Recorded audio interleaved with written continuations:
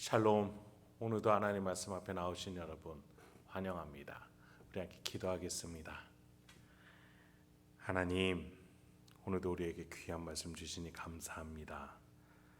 이 말씀을 통해서 우리의 영혼이 하나님이 주시는 용기와 소망으로 가득 차는 이 시간 될 수 있도록 주여 인도하여 주시옵소서. 우리의 영혼을 먹이시고 입히시고 돌봐 주시옵소서. 하나님의 말씀 속에서 그 놀라운 은혜가 나타날 줄 믿습니다. 예수님의 이름으로 기도했습니다. 아멘. 오늘 함께 살펴볼 말씀 미가서 7장 8절에서 20절, 미가서 7장 8절에서 20절까지 함께 살펴보도록 하겠습니다. 오늘도 우리의 구원을 위해서 일하고 계시는 성실한 아버지 하나님을 찬양합니다. 오늘로 미가서가 마무리 지어집니다. 미가 선지자가 어떻게 이 메시지를 마무리 지을지 한번 보시죠. 말씀드렸다시피 하나님은 심판을 주신 후에 남은 자들을 모아서 이스라엘을 회복해 하십니다. 약한 가운데 강함을 만들어내심으로써 진짜 하나님의 능력, 인간이 세상이 따라할 수 없는 오로지 신만이 보여낼 수 있는 능력을 인간들 앞에서 보여주십니다. 세상이 버린 돌로 주춧돌을 삼아 위대한 집을 지으신 그 하나님, 그 대표적인 예가 바로 예수 그리스도죠. 너무나도 나약하고 볼품없는 인간의 몸에 예수 그리스도께서 임하셔서 인간의 구원을 위한 그 십자가를 지시고 천국이 이 땅에 임하게 하셨던 것 아니겠습니까?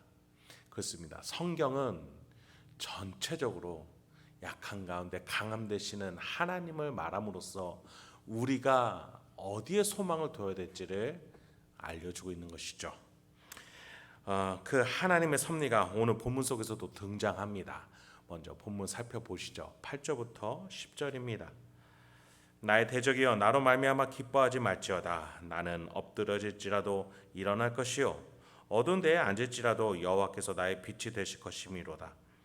내가 여호와께 범죄하였으니 그의 진노를 당하려니와 마침내 주께서 나를 위하여 논쟁하시고 심판하시며 주께서 나를 인도하사 광명에 이르게 하시리니 내가 그의 공의를 보리로다. 나의 대적이 이것을 보고 부끄러워하리니 그는 전에 내게 말하기를 내 하나님 여호와가 어디 있느냐 하던 자라. 그가 거리에 진흙같이 밟히리니 그것을 내가 보리로다. 미가 선지자는 하나님의 이러한 섭리를 깨닫게 하시는 하나님의 영의 충만함을 가지고 이 확신을 깨달아 말하며 가르쳐주고 있습니다. 사실 유다가 멸망할 당시 활동했던 선지자들 대부분이 이 동일한 마음으로 선포했죠. 약한 가운데 강함 되시는 하나님입니다. 그래서 그들은 모두 첫 번째 심판을 얘기했고 두 번째 회복을 얘기했습니다. 그리고 세 번째로 그 회복하는 방식을 약한 가운데 강함 되게 하시는 하나님으로 말했던 거죠. 10절을 보실까요? 처음에 대적들은 내 하나님 여호와가 어디 있느냐 라면서 신자들을 짓누를 것이다 라고 미가는 말합니다. 신자는 연약해지고 또 연약해질 수밖에 없는 상황 속에서 너무나도 작은 자가 되어 있을 때 회복의 가능성이 전혀 없다라고 느껴질 때 하나님이 놀라운 능력으로 약한 자를 강하게끔 하신다라는 겁니다. 미가에게 하나님은 11절부터 13절과 같이 이렇게 강한 자로 세워질 것이다 라는 마음을 주셨어요. 내 성벽을 건축하는 날 곧 그 날에는 지경이 넓어질 것이라. 그 날에는 아수르에서 애굽 성읍들에까지 애굽에서 강까지 이 바다에서 저 바다까지 이 산에서 저 산까지의 사람들이 내게로 돌아올 것이나 그 땅은 그 주민의 행위의 열매로 말미암아 황폐하리로다. 높이가 높아지고 너비가 넓어질 겁니다. 유다의 지경이 세계를 포함하기 시작합니다. 유다가 넓힌 땅은 황폐해진 상태였습니다. 왜냐하면 그 이유에 대해서 뭐라고 말합니까? 13절에 그 주민의 행위의 열매로 말미암아 황폐한 땅 그곳을 유다는 차지하게 될 겁니다. 여러분, 이 말이 무슨 말일까요? 왜 하필 유다는 이 황폐한 땅을 차지했을까요? 게다가 그 땅은 그 주민의 행위로 말미암아 황폐해진 땅인데 말이죠. 바로 심판자로서 그 땅을 차지하게 하신다는 겁니다. 가나안 7족속을 심판하기 위해서 하나님이 이스라엘을 애굽으로부터 애굽시키셨죠. 심판하게끔 하시기 위해서 말이죠. 하나님이 만드신 거룩한 것을 잘못 사용하는 일을 심판하고 하나님의 뜻을 그대로 성취할 수 있는 자를 보내어 그것을 다스리게끔 하시는 겁니다. 그런 점에서 여러분, 지금 우리가 살아가는 이 우주와 지구, 죄악으로 황폐해진 이 땅을 누군가는 와서 심판하고 또 누군가는 와서 다스릴 겁니다. 그게 누구입니까? 바로 예수 그리스도와 한 몸 된 지체, 바로 교회, 저와 여러분을 말하는 겁니다. 저와 여러분을 하나님이 부르셔서 이 땅의 심판자로서 보내주신 겁니다. 우리가 심판자라는 게 아닙니다. 예수님이 심판자이고 우리는 그분의 대리 통치자로서 이 땅의 빛으로 소금으로 지금도 그 심판을 행하고 있는 것입니다. 이것이야말로 구원의 길입니다. 이것으로 하여금 하나님께 돌아가셔야 됩니다. 그렇지 않으신다면 심판을 당하실 겁니다. 이게 뭡니까? 복음 전파 아닙니까? 여러분, 우리는 신자로서 부르심을 받는다는 것은 단순히 교회 다니게끔 구원을 얻을 수 있게끔 부르셨구나, 나를 천국으로 보내주시는구나, 여러분 그것도 맞지요. 그런데 그것은 절반입니다. 나머지 절반은 무엇입니까? 그 부르시고 구원하셔서 신자로 세워주신 이유는 저 세상을 향하여 빛과 소금의 역할을 감당하면서 무엇이 옳은 것이고 무엇이 틀린 것인지를 삶으로서 나타내는 심판자, 대리 심판자가 되라는 겁니다. 마치 이스라엘이 출애굽하여 가나안을 향해서 심판자로서 섰던 것처럼 말이죠. 그렇습니다. 로마서 8장 19절에 바울은 이렇게 얘기했어요. 피조물들이 고대하는 바는 하나님의 아들들이 나타나는 것이다. 여러분, 우리 신자는요, 약하고 약한 자들을 하나님 부르십니다. 약한 가운데 그 신자를 부르셔서 그 신자가 하나님의 능력으로 강해지는 모습을 보면서 세상 사람들로 하여금 정말 하나님이 살아계시는구나, 저렇게 약한 자를 통해서 하나님이 위대하게 일하실 수 있는 거구나. 그래서 우리는 우리의 능력을 드러낼 틈이 없습니다. 하나님의 능력이 우리 삶에서 나타나야 돼요.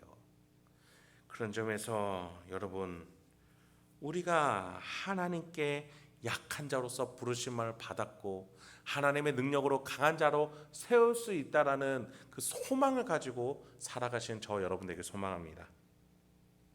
본문으로 돌아옵니다. 미가의 간청이자 또 하나님의 영으로 충만한 미가가 기도를 올려드립니다. 14절부터 17절 먼저 보죠. 원하건대 주는 주의 지팡이로 주의 백성 곧 갈멜 속 삼림에 홀로 거주하는 주의 기업의 양떼를 먹이시되 그들을 옛날같이 바산과 길르앗에서 먹이시옵소서. 이르시되 네가 애굽 땅에서 나오던 날과 같이 내가 그들에게 이적을 보이리라 하셨느니라.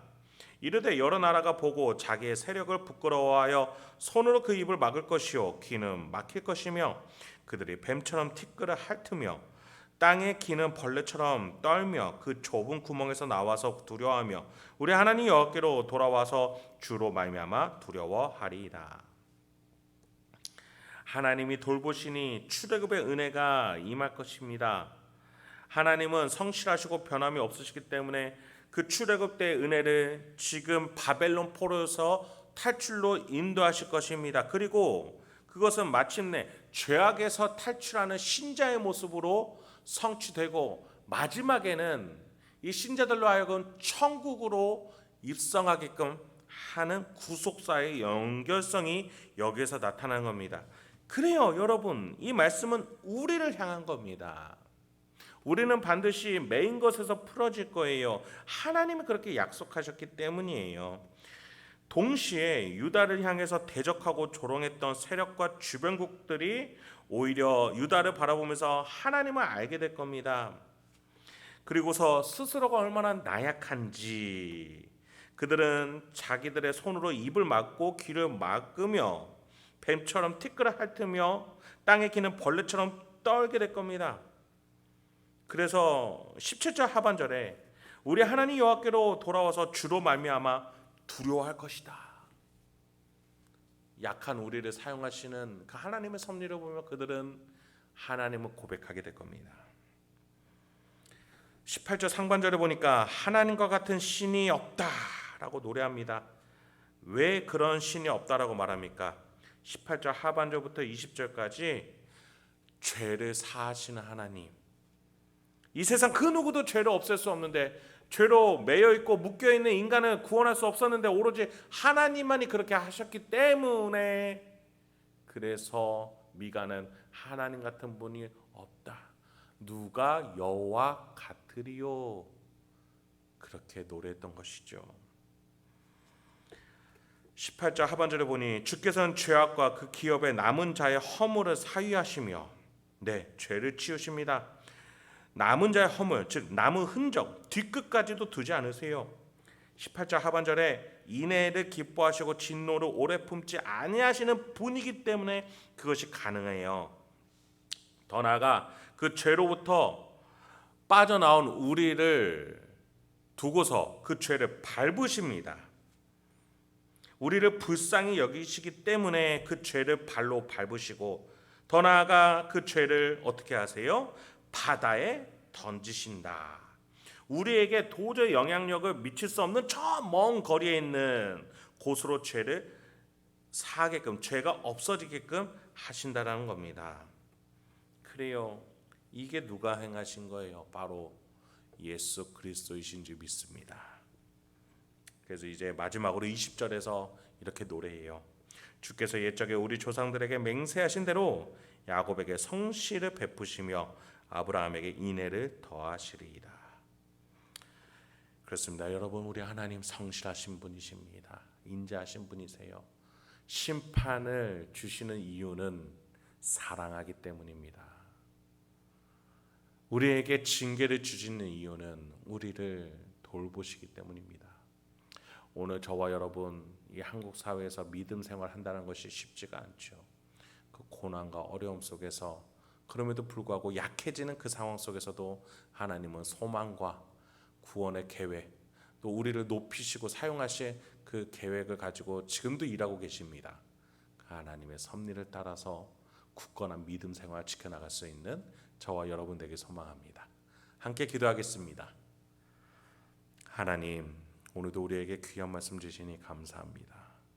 오늘도 이 말씀을 통해서 하나님 아버지 앞에 아들로서, 딸로서, 자녀로서 명예롭게 살아갈 줄 아는 우리가 될 수 있도록 오늘 말씀 속에서 배운 하나님의 섭리, 하나님이 일하시는 방식, 하나님이 바라보시는 곳을 향해 동일하게 나갈 줄 아는 우리가 되게 하소서. 예수님의 이름으로 기도했습니다. 아멘.